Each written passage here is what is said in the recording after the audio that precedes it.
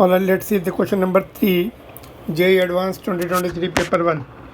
In a circuit shown in the figure, the capacitor C is initially uncharged and key K is open.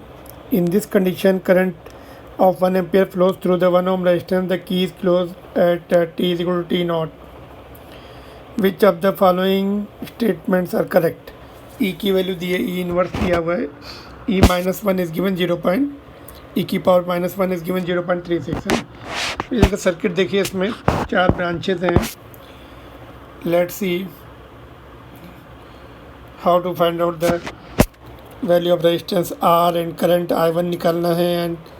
And चारों option check करते हैं 1 bye 1. देखिए, ये 15 volt की battery है. Suppose हमने इसमें करंट I ले लिया,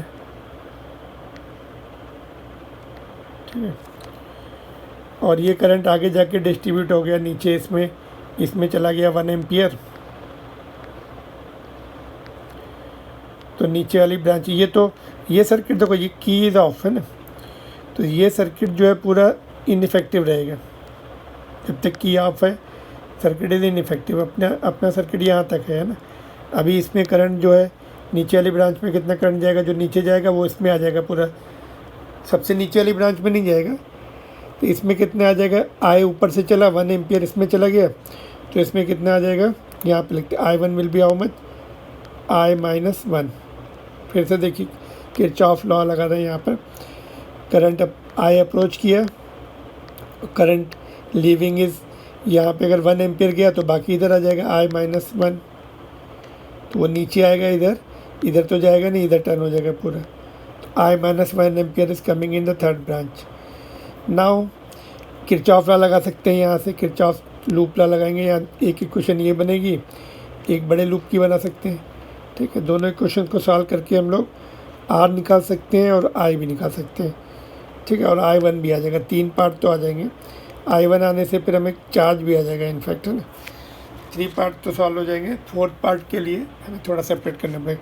या दूसरा मेथड, अगर पूरा किरचॉफ लॉ नहीं लगाना चाहते तो लेट्स सी, अगर यहाँ पे हमने 0 ले लिया, इसका सारे एक साथ कनेक्टेड है. अगर हमने यहाँ पे 0 लिया तो ये भी 0 रहेगा, ये भी 0 रहेगा, और ये वाले पॉइंट के भी सारे सेम वोल्टेज रहेंगे. देखो, इस वाले पॉइंट के वोल्टेज निकालना आसान है. देखो कैसे, ये 5 है, इधर जा रहे हैं हम लोग, अभी करंट इधर आ रहा है.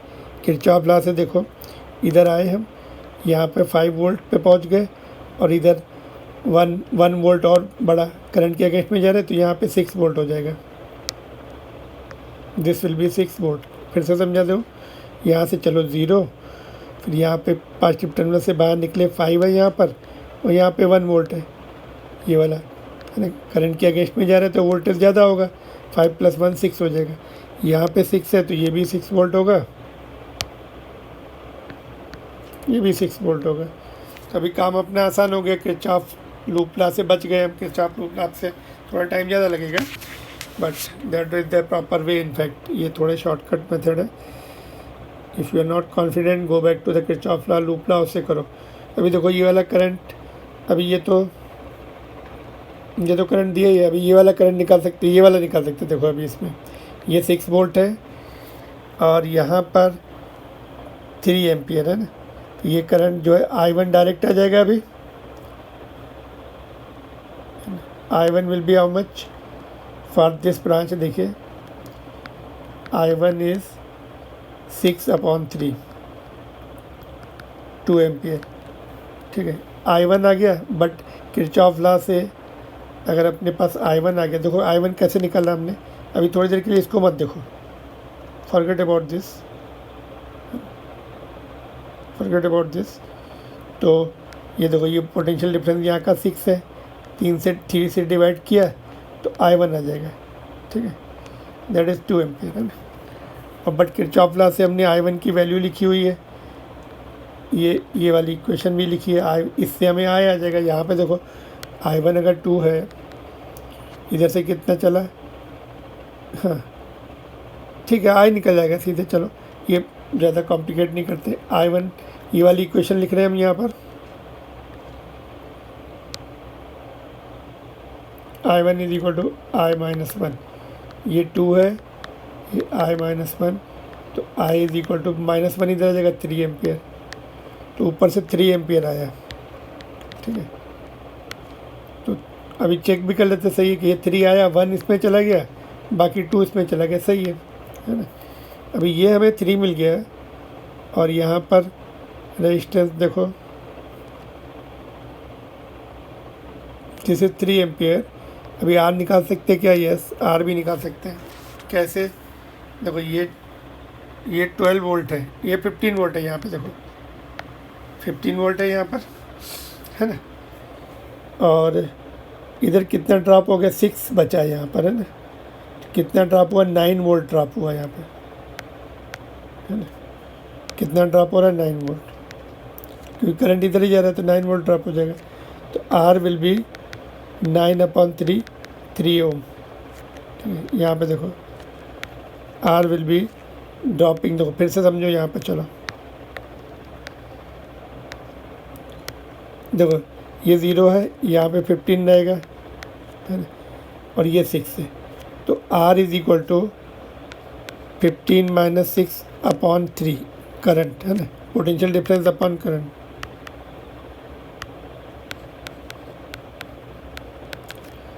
-15 - 6 करंट 3 एम्पियर आ गया। तो R is equal to 9/3, that is 3 ampere, 3 ohm, sorry, ठीक है। Alright, if you are finding difficulty in this, go back to the basics. Kirchhoff law से स्टार्ट करो, यहाँ से सब ऐसे, और यहाँ से फिर यहाँ से ऐसे, ठीक है। तो उससे भी बहुत आई थिंक उतना ही टाइम लग रहा है। पहले मैंने किरचॉफ लॉ से ही सॉल्व किया हुआ था, किरचॉफ लूप लॉ से, but this is the second method.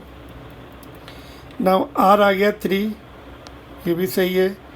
Current I1 2 आ गया, देखो ये भी सही है। और ये वाला पार्ट भी हो जाएगा, डी वाला भी पार्ट करते। देखो काफ़ी after long time for t is equal to infinitive charge and the capacitor. Long time में क्या होगा? ये सब सेट, देखो ये सब पूरा चार्ज हो जाएगा, capacitor will get charge, capacitor पूरा चार्ज हो जाएगा। फिर से इसमें करंट बंद हो जाएगा। पहले तो की ऑफ थी, है ना, पहले तो की ऑफ थी इसलिए नहीं था। अभी उन्होंने की ऑन कर दी t is equal to certain time पे, और उसके बाद इनफाइनाइट टाइम पर दिस विल चार्ज। अभी करंट यहीं से जाएगा पूरा। कितना जा रहा था यहाँ पे? I1 is how much? I1 is कितना निकाला हमने? 2 एम्पियर। तो 2 एम्पियर करंट यहाँ से जाएगा, नीचे वाली ब्रांच में जा रहे हैं। तो अभी यहाँ से यहाँ तक का हमें ऐसा वोल्ट तो पता ही है, करंट का काम ही नहीं। देखो यहाँ से यहाँ तक 6 वोल्ट है ना। लॉन्ग टाइम के बाद भी उतना ही रहने वाला, इधर तो कुछ जा ही नहीं रहा। तो ये 6 वोल्ट है, और C कितना है? 2 है। Q is equal to C into V। C 2 है, C 2 माइक्रोफैरेड है, वोल्ट नहीं 2, और V 6 वोल्ट। तो ये कितना आ जाएगा? माइक्रो में आ जाएगा, 12 माइक्रो कूलम। तो ये भी सही है। अभी बचा आपका पार्ट C, चेक करते हैं, ठीक है। ये वाला समझ में गया। लास्ट पार्ट, यहाँ से यहाँ तक का वोल्टेज 6 वोल्ट है, और जब पूरा चार्ज हो जाता है इसमें कुछ करंट फ्लो नहीं होता, यहाँ पे ड्रॉप नहीं होगा। तो ये बैटरी को ऐसी सिचुएशन हो गई। जब लास्ट वाले को ऐसा समझ लो, यहाँ पे आपको 6 वोल्ट की बैटरी समझ लो है लगी हुई, और ये कैपेसिटर है, यहाँ पे रेजिस्टेंस है। जब फुल्ली चार्ज हो जाता है रेजिस्टेंस का कोई काम नहीं होता है ना। ये 2 माइक्रोफैरेड है, तो इसको पूरा 6 वोल्ट मिल रहा है, उसको करंट तो फ्लो हो नहीं रहा है इसमें रेजिस्टेंस में। तो इसीलिए फिर Q is equal to CV से 12 वोल्ट आ जाएगा। चलिए अभी C पर फोकस करते हैं। अभी ट्रांजिएंट करंट का कॉन्सेप्ट है। ट्रांजिएंट करंट के लिए हमें Q is equal to Q0 1/e⁻t/τ, tau is equal to RC, है ना। तो अभी R निकालना पड़ेगा। पूरा सर्किट हमें सिंपल सर्किट में कन्वर्ट करना पड़ेगा। इसका नेट रेजिस्टेंस निकालना पड़ेगा। देखो net resistance, net EMF। E equivalent will be, हमने पढ़ा है पैरेलल कॉम्बिनेशन में सेल के, E1/R1 E2/, स्मॉल r होते हैं, लेकिन यहाँ पे ये जो है कैपिटल R के सिंबल दिए, तो इनको हम इंटरनेशनल जैसे ही ट्रीट किया जाता है इनको, चाहे वो इंटरनेशनल है कि नहीं, सीरीज़ के साथ उनकी बैटरी के साथ है, they are taken as international. उसका सिंबल स्मॉल आर रहता है, लेकिन हम यहाँ पे कैपिटल में लिख रहे हैं बिकॉज उन्होंने सिंबल कैपिटल आर दिया हुआ है।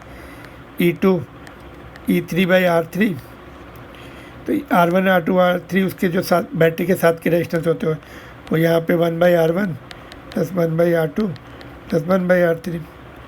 कितना आएगा R E इक्विवेलेंट E1 कितना, सबसे ऊपर वाले को E लो, 12 उसके साथ रेजिस्टेंस कितना है R3 निकाला हुआ है 12/3, डायरेक्ट लिखते जाए, ये 12/3 है तो 4 हो गया।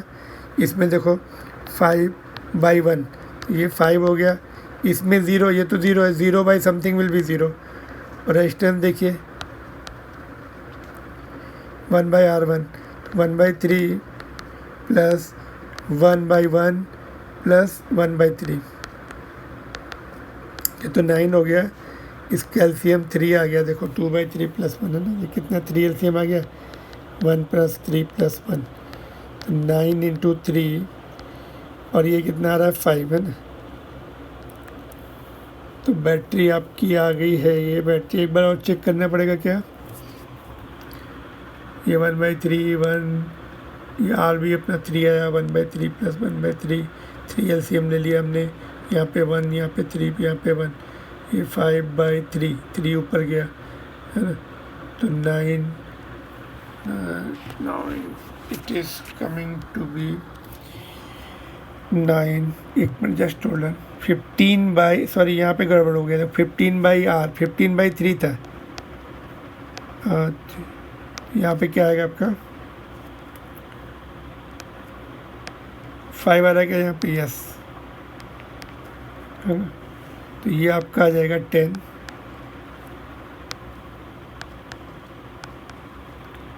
तो 6 वोल्ट की बैटरी में कन्वर्ट हो गया ये। नाउ इक्विवेलेंट रेजिस्टेंस निकालो अभी तीनों का, ये तीनों का, फिर सिंगल बैटरी बना के कैपेसिटर के साथ लगा देंगे। तो 1/R net is equal to 1/3 + 1 + 1/3, ये कितना आ रहा है आपका 5/3, therefore R net will be 3/5, 0.6 आ रहा क्या, ठीक है। तो अभी ये इक्विवेलेंट बैटरी बन गई है ऐसे, और उसका इक्विवेलेंट रेजिस्टेंस नीचे देखो कैपेसिटर है, एक रेजिस्टेंस नीचे भी है, तो ये 6 वोल्ट की बैटरी बन गई, ये 0.6 है, ये 2 माइक्रोफैरड है, और ये 3 है यहाँ पर। तो ये दोनों और सिंपल कर लेते हैं इसको, दोनों सीरीज़ में है रेजिस्टेंस, तो 3.6 हो जाएंगे। 6 वोल्ट की बैटरी ये ऐसा हो गया 3.6 ओम, उसका इंटरनल रेजिस्टेंस बोल सकते हैं, या टोटल जो भी रेजिस्टेंस है मिला के 2 माइक्रोफैरड। तभी करंट क्या होता है देखो, I is equal to charge flowing is Q0 1 - e⁻t/τ, tau RC होता है। डिफ्रेंशिएट कर देंगे dq/dt, वो करंट हो जाए, करंट निकलना है, तो ये आपका चला जाएगा अंदर।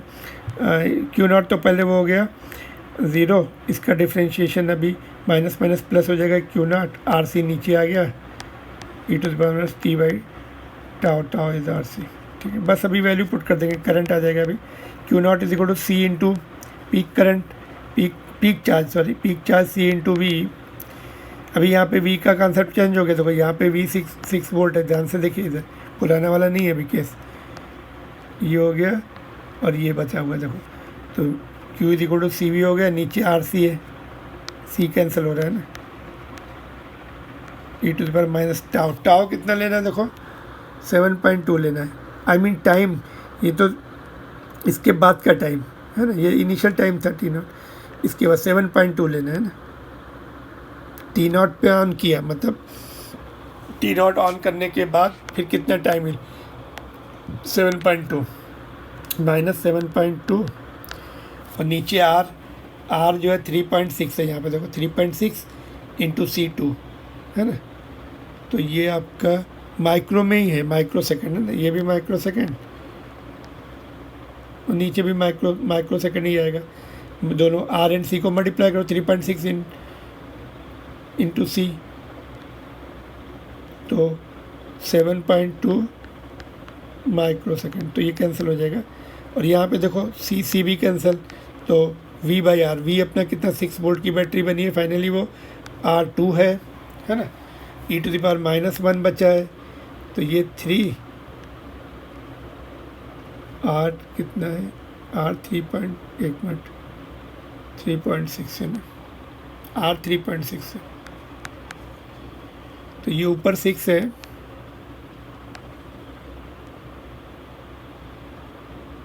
एनीथिंग इज मिसिंग, हाँ सही आ रहा है। देखो R 3.6 है, 6/3.6 इंटू e⁻−1 0.36 दिया हुआ है ना, तो ये कितना आ जाएगा, ये डेसिमल अगर हमने एक शिफ्ट किया बस नीचे तो ये 10 आ गया, तो ये दोनों कैंसिल हो गए, 3.6 वो भी, तो 0.6। तो this was slightly lengthy but solve कर सकते हैं इसको। ऑप्शन नंबर सी भी सही आ गया। देखो लास्ट का स्टेप समझा दूँ फिर से, इनको सबको हमने सिंगल बैटरी में कन्वर्ट कर लिया, सिंगल रेजिस्टेंस निकाल लिया, फिर इसके साथ कनेक्ट कर दिया। तो इक्विवेलेंट ये फार्मूला होता है आपका पैरेलल कॉम्बिनेशन में, E1/R1 + E2/R2 + E3। E3 तो था ही नहीं, थर्ड ब्रांच में था नहीं, तो उसको 0 लेना है, बट उसका रेजिस्टेंस तो मैटर करेगा। यहाँ पर देखो 1/R3, तो ये इक्विवेलेंट होता है। और इनका जो नेट रेजिस्टेंस पैरेलल में है, देखो पैरेलल का फार्मूला लगा के इन सब का बैटरी का नेट इंटरनल रेजिस्टेंस भी निकाला, वो 0.6, इसको इंटरनल रेजिस्टेंस काउंट करना पड़ेगा हमें। तो ये 6 वोल्ट की बैटरी आ गई पैरेलल कॉम्बिनेशन से। ये फार्मूला देखिए एनसीईआरटी बुक में, डेरिवेशन से डेरिवेशन नॉट रिक्वायर्ड। तो ये टॉपिक है। तो आर नेट भी आ गया। तो ये 6 वोल्ट की बैटरी यहाँ पे लगा दी हमने, और उसका इंटरनल रेजिस्टेंस 0.6 यहाँ पे लगाया। ये वाला देखो पहले यहाँ पे लगाया, बाद में ये नीचे 3 था 2 माइक्रोफैरड के साथ, तो पूरा 3.6 ले लिया। अब ये सिंपल सर्किट बन गया ट्रांजिएंट करंट का। टी कहने का मतलब अभी टी इज इक्वल टू हमें 7.2 माइक्रो सेकेंड पे हमें निकलना था। T0 बिगनिंग था, उसके बाद ऑन किया हमने 7.2 माइक्रो सेकेंड पे। तो ये टाइम की वैल्यू और RC, ये टाइम कांस्टेंट होता है RC। माइक्रो सेकेंड कैंसिल हो गई, ये माइक्रो सेकेंड लिखे हमने, यूनिट लिखने की जरूरत नहीं, दोनों सेम यूनिट में आ जाएंगे। चलिए यहाँ पे ठीक है। तो 7.2 ऊपर भी, 7.2 नीचे भी, तो 1 हो गया। e⁻−1 की वैल्यू दी है 0.36, वो पुट कर दी, ये दी थी वैल्यू है ना 0.36। 0.36 को हमने 3.6 लिख दिया, पहले 0.36 लिखा था, एक डेसिमल शिफ्ट किया तो नीचे 10 लिखा। होप ये क्लियर हो गया आपको। If you are liking it please hit the like button, subscribe भी कीजिए, so that you can continuously see my forthcoming lectures, videos. Thank you very much. Moving on to the next question now.